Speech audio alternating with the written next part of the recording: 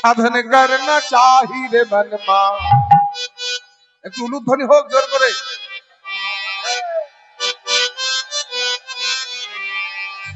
রে মनमा মनमा রে साधन करना चाहिए मनमा, साधन करना चाहिए मनमा, भजन करना चाहिए, साधन करना चाहिए मनुआ, भजन करना चाहिए, साधन करना चाहिए मनुआ, भजन करना चाहिए। प्रेम लगाना प्रेम लगाना प्रेम लगाना चाहिए मनवा, पीड़ित करना चाहिए, प्रेम लगाना चाहिए मनवा, पीड़ित करना चाहिए, साधन करना साधन करना साधन करना चाहिए मनवा, भजन करना चाहिए। उधरी साधन करना चाहिए मनुआ, भजन करना चाहिए, साधन करना चाहिए मनुआ, भजन करना चाहिए। तुलसी बिन से हरि मिले तो,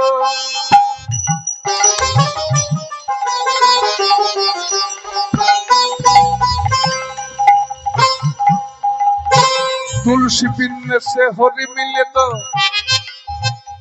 मैं पी दूं तुलसी झाड़, पाथर पूजन से हरि मिले तो मैं पूजूंगा पहाड़। तुलसी गाছের মালা পরলেই যদি হরিকে পাওয়া যায়, তবে গলা ভর্তি তুলসী গাছে মালা পরে নেব, তাড়াতাড়ি হরিকে পেয়ে যাব। আরেকটা পাথরকে পূজা করলে যদি হরিকে পাওয়া হয়, যদি হরিকে পাওয়া যায়, হিমালয় পর্বতকে পূজা করব, বড় বড় পাথর আছে, আমি তাড়াতাড়ি পেয়ে যাব। যতই তুমি তুলসী গাছের মালা বলো, আমরা তুলসী মালা কেন ধারণ করি? তুলসী হলো কৃষ্ণ প্রেয়সী, কৃষ্ণ প্রেয়সীকে গলায় রেখেছি, রেখেছি, হয়তো কৃষ্ণ একদিন কাছেই আসতে পারে, আসিতে পারে। তুমি তুলসী গাছের মালা পরেছ, অথচ সাধন ভজন করো না, করো না। तुलसी बिन से हरि मिले तो मैं पी दूं तुलसी झाड़, पाथर पूजन से हरि मिले तो मैं पूजूंगा पहाड़। साधन करना चाहिए मनो, भजन करना चाहिए, साधन करना चाहिए मनुआ, भजन करना चाहिए, साधन करना चाहिए मनुआ, भजन करना चाहिए। नित नहन से हरि मिले तो,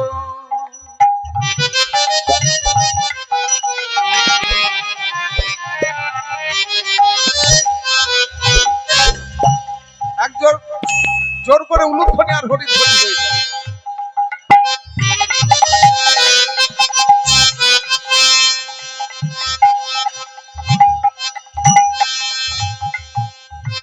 नित नहन से हरि मिले तो जल जंतु হই, ফলমূল খাকে হরি মিলে তো বানর বাদায় হই। আস্তে আমাদের অনেকে বলে গঙ্গা যমুনার জলে স্নান করলে যদি হরিকে পাওয়া যায়, তবে গঙ্গা যমুনার জলে যে মাছগুলো পাস করে তারা পায় না কেন? তারা তো সবার আগে পেত। নিত নাহন সে হরি মিলে তো জল জন্তু হই, ফলমূল খাকে হরি মিলে তো বানর বাদরায় হই। একাদশী করলে, নিরামিষ খেলে যদি ভগবানকে পাওয়া হয়, তবে ওই বানরগুলো ফল খেয়ে বেঁচে থাকে, তিনও খায়, গরুগুলো ছাগলগুলো, তারা সবার আগে লাভ করতো। যতই তুমি নিরামিষ ভক্ষণ করো আর যতই তুমি গঙ্গা যমুনার জলে স্নান করো, যদি প্রেম ভক্তি অর্জন করতে না পারো, সবই বৃথাই হবে, বৃথাই হবে। प्रेम लगाना चाहिए मन्ना, भजन करना चाहिए, साधन करना चाहिए मनो, भजन करना चाहिए, साधन करना चाहिए मनो, भजन करना चाहिए, करना चाहिए रे मनो भजन करना चाहिए তৃণভক্ষণ সে হরি মিলে তো বহুত মৃগী অজা স্ত্রী ছড়কে হরি মিলে তো বহুত রাহে খোঁজা। অনেকে বলে না এই রইল তো সংসার, আমি স্বামী স্ত্রীর মধ্যে ঝগড়া হলে দেখবেন স্বামী কি বলছে, রইল সংসার, সংসার করবো না, চললো বলে বৃন্দাবনে চললো। সংসার ছাড়লেই যদি হরিকে পাওয়া যায়, তাদের সংসার নেই বলুন তো? তাদের সংসার নেই, নপুংসক, না আছে স্বামী না আছে স্ত্রী, ক্লিবলিঙ্গ, এক কথায় যাদেরকে আমরা হিজড়ে বলি, বুঝতে পারছেন? হ্যাঁ, না না সবাই বুঝছে। স্ত্রী ছড়কে হরি মিলে তো বহুত রাহে খোঁজা साधन करना चाहिए रे मनो भजन करना चाहिए साधन करना चाहिए रे मनो भजन करना चाहिए दूध पी के हरी मिले तो बहुत बादशाह वाला मीरा का है, मीरा का है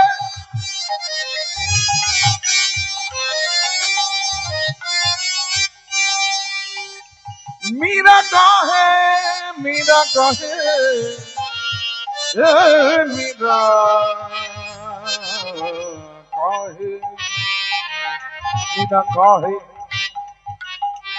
बिना प्रेम से, बिना प्रेम से आस्ते मीरा काहे बिना प्रेम से ना मिले नंदलाला, मीरा काहे बिना प्रेम से मिले नंदलाला। साधन करना चाहिए रे मनो भजन करना चाहिए साधन करना चाहिए रे मनो भजन करना चाहिए साधन करना चाहिए रे मनो भजन करना चाहिए ये मन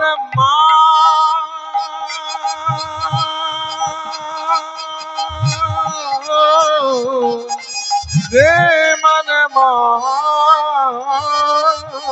रे वृंदावन धाम की जय राधा रानी की जय अरे उच्च सबे राधा रानी की जय राधा रानी की जय वृंदावन विलासिनी की जय श्याम गर्भे गौरमिनी की जय विश्वभन राज नंदिनी की जय वृंदावन विलासिनी की जय राधा रानी की जय राधा रानी की जय राधा रानी की প্রশ্ন জিজ্ঞাসা চিহ্ন, যার নামে এত জয়ধ্বনি দিলাম তাকে তো জানতে হবে। ভগবানের নামে জয়ধ্বনি দিলাম না, অথচ রাধারানী নামে জয়ধ্বনি দিয়েছি। বৃন্দাবনে গিয়ে কি বলি? রাধে রাধে। হ্যাঁ, কেন জানেন? রাধারানী আসলে কি সেটা জানতে হবে। একটু বাহ্যিককে আশ্রয় করি, তবে অন্তর্জগৎকে পেয়ে যাবে। ভোজবাড়িতে যখন আমরা যাই, যারা পরিবেশন করেন প্রথমে কি দিয়ে যান? জল, নুন। বলে গো ভোজ খাননি নাকি? নুনটা হাতে নেন নাকি?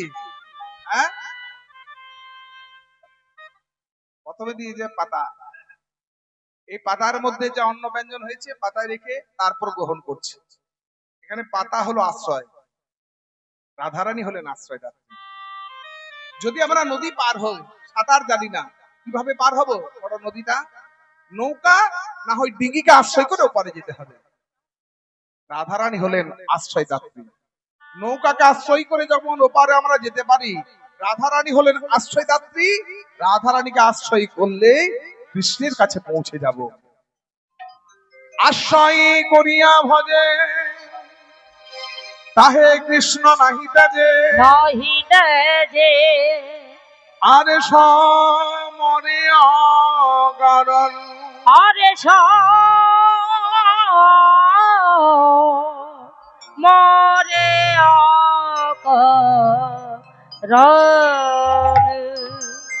রাধারানী হলেন আশ্রয়দাত্রী। রাধারানীকে আশ্রয় করলে কৃষ্ণ প্রাপ্তি হবে।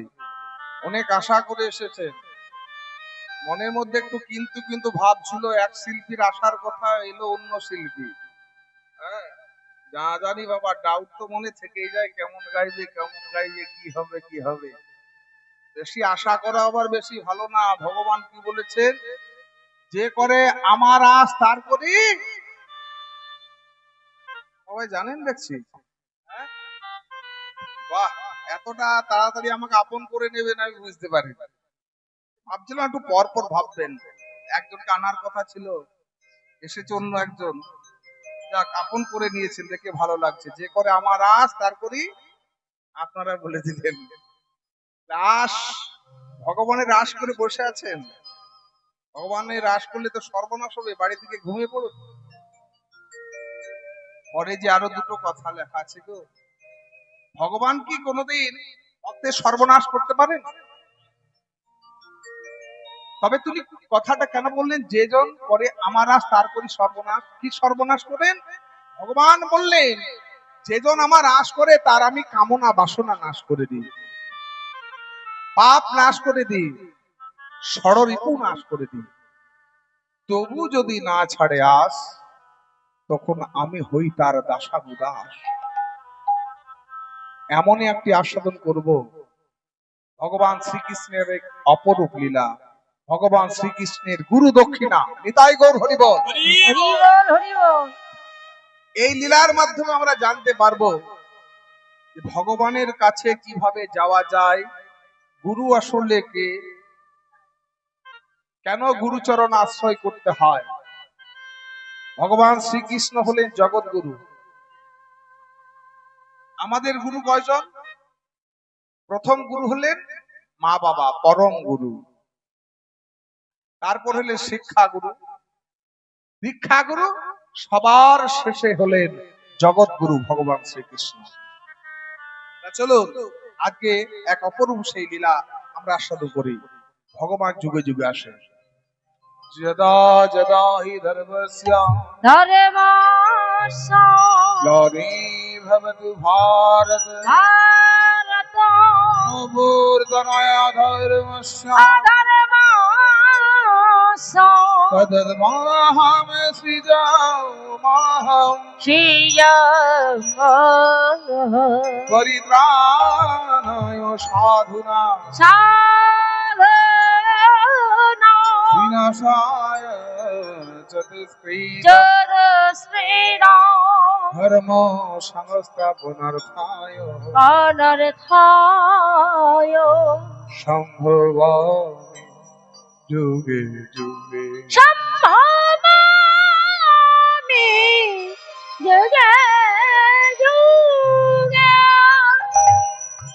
দুষ্টুকে দমন করবার জন্য, সৃষ্টির পালনের জন্য যুগে যুগে ভগবান অবতীর্ণ হন। যিনি বিশ্বব্রহ্মাণ্ডের মালিক, এই তো চাংসকলা পুংস কৃষ্ণস্তু ভগবান স্বয়ং। ভগবান শ্রীকৃষ্ণ তিনি এলেন দুষ্টুকে দমন করবার জন্য। কিন্তু ভগবানের বিচার যখন, জন্মগ্রহণ করলেন কারাগারে। ভগবানের মাতা পিতা কারাগারে, হাতে লোহার বেড়ি, পায়ে লোহার বেড়ি, বুকে পাথর। কেন? ভগবানের মায়ের এত দুঃখ কষ্ট কেন? উত্তরটা দিয়েছেন নিজ মুখে। ভগবান শ্রীকৃষ্ণ মথুরায় এসে কংসকে ধ্বংস করলেন। কংসকে ধ্বংস করে কারাগারের থেকে ছুটে গেলেন। এ যদু নন্দন দুষ্ট কংস বিনাশন, এ যদু নন্দন দুষ্ট কংস বিনাশন, এ যদু নন্দন দুষ্ট কংস নিদন্দন, এ যদু নন্দন দুষ্ট কংস বিনাশন, এ যদু নন্দন কংস নিধন। চলিলেন কংস কারাগারে, দেখো চলিলেন কংস কারাগারে। গারে ওই যে যাই হর শীত মনে, জয় হর শীত মনে যাই হর শীত মনে, জয় হর শীত মনে করি কংস নিধনে, যাই হর শীত মনে, হরি কংস নিধনে উদ্ধারিতে গুরুজনে, কংস নিধনে উদ্ধারিতে গুরুজনে, জয় কংস নিধনে উদ্ধারিতে গুরুজনে। কংসকে বধ করে ভগবান শ্রীকৃষ্ণ প্রবেশ করলেন কংসের কারাগারে। কংস কারাগারে আসি আসি দুই ভাই প্রবেশী, প্রবেশী উচ্চ স্বরে ডাকে মামা বলে, উচ্চ ঈশ্বরে ডাকে মামা বলে আমার মা গো, আমার মা গো। মা কারাগারে প্রবেশ করে দেখছেন মাতা পিতার হাতে লোহার বেড়ি, বুকে পাথর। দাদা, পিতার বুক থেকে পাথরটা নামিয়ে দাও, হাতে পেয়ে লোহার বেড়িগুলো খুলে দাও। মা, কৃষ্ণ এসেছিস বাবা? এতদিন পরে তো দুঃখিনী মায়ের কথা মনে হলো রে। আরে বাবা কৃষ্ণ, তোকে এই কারাগারে আমি জন্ম দিয়েছি, আজকে যে আমাদের কারাবাস তোর জন্য, তোকে বাঁচানোর জন্য আমরা কারাগারে রয়েছি রে কৃষ্ণ। তোকে যখন এই কারাগারে জন্ম দিলাম, প্রচন্ড ঝড় জলের মধ্যে তোর পিতা তোকে মাথায় করে রেখে এলো গোকুলে। তুই বৃন্দাবনে এত লীলা করেছিস, অগাসুর বগাসুর ধেনুকাসুরকে বধ করেছিস, বাম করে কনিষ্ঠ আঙ্গুলে 7 দিন তুই গিরি গোবর্ধন পাহাড় ধারণ করেছিস রে কৃষ্ণ। আমার ভাই এত বড় বীর কংসকে তুই বধ করলি রে কৃষ্ণ।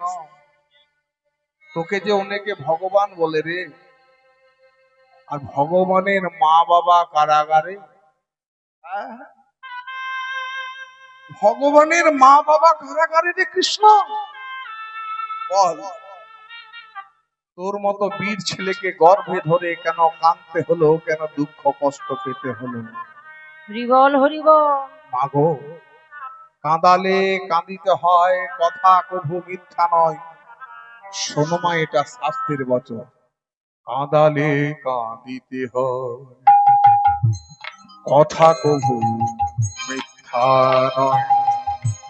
শোনো মা, শাস্ত্রেরই বচন।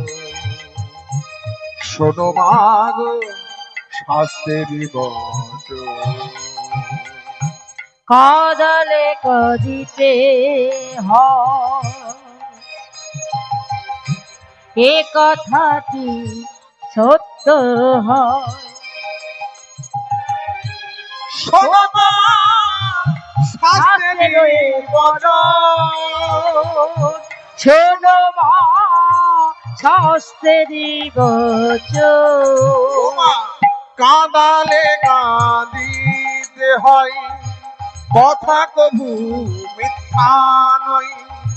শোনো মা, শাস্ত্রেরই বচন। শোনো মা, শাস্ত্রেরই বচন। কাঁদালে কাঁদিতে হয়, এ কথাটি মিথ্যা নয়। শোনো মা গো, শাস্ত্রেরই বচন।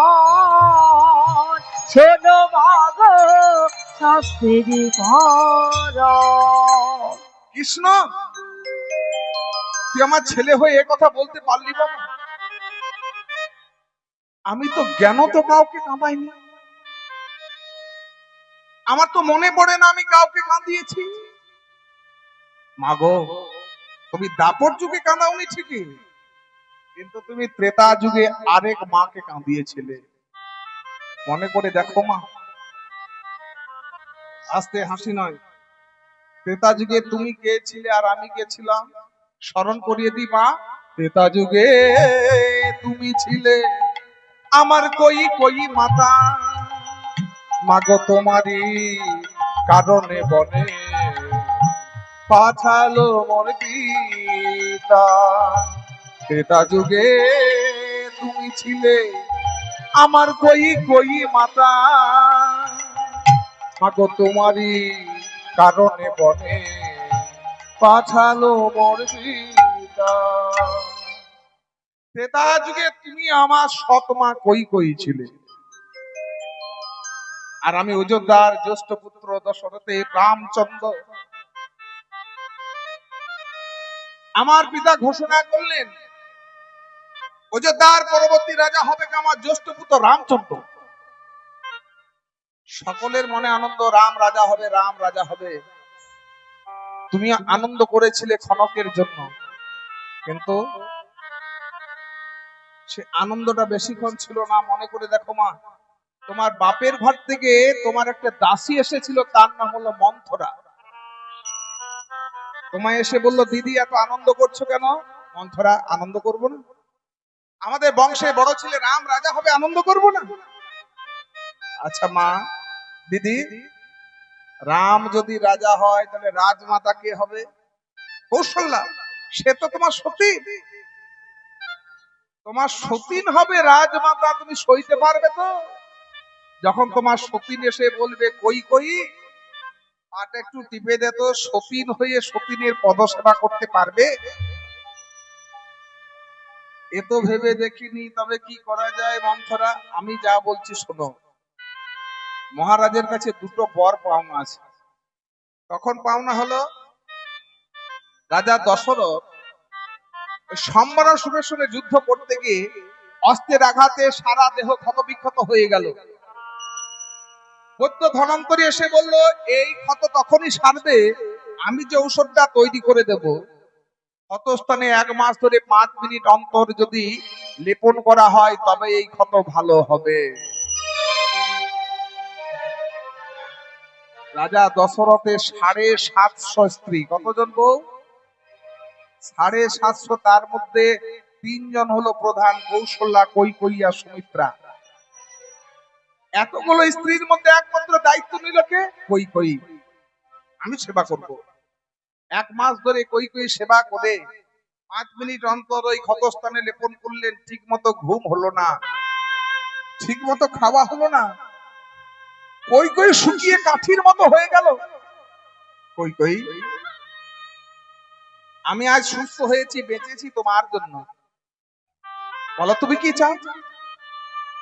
স্বামী, আমি স্বামী সেবা করেছি হৃদয় থেকে, মন থেকে, এটা আমার কর্তব্য। তার বিনিময়ে আমি কিছু চাই না। কৈকেয়ী, এতগুলো আমার স্ত্রী থাকতে কেউ সেবা করলো না, একমাত্র তুমি। আমার তো কর্তব্য আছে তোমাকে কিছু দেওয়া। ঠিক আছে কৈকেয়ী, আমার কাছে তোমার একটা বর পাওনা রইল। এই একটি বর পাওনা হয়েছে, আরেকটি বর কখন পাওনা হলো? রাজা দশরথের ডান হাতের বৃদ্ধ আঙুলে এমন একটা ফোড়া হলো, বৈদ্য ধনন্তরী এসে বললো, এই ফোড়া তখনই ভালো হবে যদি কেউ মুখ দিয়ে টেনে টেনে রক্ত কুঁজটা বের করে ফেলতে পারে, তখন এই ফোড়া ভালো হবে। এতগুলো স্ত্রীর মধ্যে জঘন্য কাজটা তুলে নিয়েছিল কে? কৈকেয়ী। রাজা দশরথ সুস্থ হলেন। কৈকেয়ী, আজ আমি তোমার জন্য দ্বিতীয়বার প্রাণে বেঁচেছি, বলো তুমি কি চাও? কিছু চাই না। কৈকেয়ী, আমার কাছে তোমার আরেকটি বর পাওনা রইল। এই দুটো বর পাওনা আছে দিদি, তাই বলছি এখন বর দুটো চেয়ে নাও। কি চাইবে? প্রথম বরটা চাইবে রামের বদলে তোমার গর্ভজাত সন্তান ভরত হবে অযোধ্যার রাজা। আর দ্বিতীয় বরটা চাইবে রামকে 14 বছরের জন্য বনবাসে যেতে হবে। মাগো, সেদিন তোমার গর্ভজাত সন্তান ভরতকে রাজা করবার জন্য তুমি আমায় বনবাসে পাঠিয়েছিলে। আমার মা কৌশল্যা কেঁদে কেঁদে বলল, কৈকেয়ী, তুই না মা, মা হয়ে তুই আরেক মাকে কাঁদাতে পারলি? আমি তো অভিশাপ দিচ্ছি, আজকে যেমন আমি সন্তানের জন্য কাঁদছি, 2 জন্ম তোকে সন্তানের জন্য কাঁদতে হবে, সন্তানের জন্য কারাবাস হবে, হাতে পায়ে লোহার বেরি। মাগো কৌশলা মাঝে দি কত কেঁদেছিল, ও যে কেঁদে কেঁদে 14 বছর পার হয়ে গেল। ও মাগো যে কেঁদে কেঁদে 14 বছর পার হয়ে গেল। আচ্ছা কৃষ্ণ, তুই যে বললি আমি কাঁদিয়েছি, দুঃখ দিয়েছি, কষ্ট দিয়েছি বলে কাঁদতে হলো, কিন্তু এই কারাগারে তো জন্ম দিলাম, অথচ মাতৃত্বে স্বাদ পেলাম না, তোকে বুকের দুধ পান করাতে পারলাম না, কোন অপরাধে? দৈব কি জন্ম দিয়েছেন, বুকের দুধ পান করাতে পারেননি, রেখেলেন গোকুলে। ভগবান বললেন আমি যখন ত্রেতা যুগে বনবাসে যাচ্ছিলাম, তখন বিদায়কালে মা কৌশল্য একটু দুধের বাটি হাতে করে নিয়ে এলো, কেন শেষ বিদায়কালে ছেলের মুখে একটু দুধ তুলে দেবে বলে। তুমি কি করেছিলে মনে আছে? দুধের বাটি হাতে করে আমার কৌশল্যা মা, তুমি দুধের বাটি ফেলে দিলে, ভেবে দেখো না তুমি দুধের বাটি ফেলে দিলে, ভেবে দেখো না। তাই কাঁদালে কাঁদিতে হয়, কথা কবু মিথ্যা নয়। শোনো মা শাস্ত্রেরই বচন, শোনো মা শাস্ত্রেরই বচন। ওগো শোনো মা শাস্ত্রেরই বচন, শোনো মা শাস্ত্রেরই বচন। হরে কৃষ্ণ, তোর মা কাঁদিয়েছিল বলে কাঁদতে হলো, আমি তোর পিতা বসুদেব, আমি তো কাউকে কাঁদাইনি। কেন আমার কারাবাস হলো? কেন হাতে পায়ে লোহার বেড়ি বল? কোন অপরাধে? ভগবান বললেন পিতা তুমিও দুঃখ কষ্ট দিয়েছিলে, একজনকে কাঁদিয়েছিলে। তুমি অযোধ্যা রাজা দশরথ, কোন সন্তান ছিল না, ভেবে দেখো। তুমি শিকার করতে গেলে, মনে সারাদিন ঘুরতে ঘুরতে নদীতে যখন এলে, ওপারে দেখলে একটা যেন হরিণ জল পান করতে এসেছে। তুমি হরিণ মনে করে তীর নিক্ষেপ করলে, তীরটা গিয়ে লাগলো কোথায়? অন্ধক মুনির পুত্র সিন্ধুকের বুকে। কাছে গিয়ে দেখলে কি, আমি যে মুনি পুত্রকে বধ করে ফেলেছি। এ তুমি? আমি হলাম অন্ধক মুনির পুত্র সিন্ধু। আমার মা বাবা যে অন্ধ, এ কি করলেন আপনি? আমার মা বাবাকে কে দেখবে?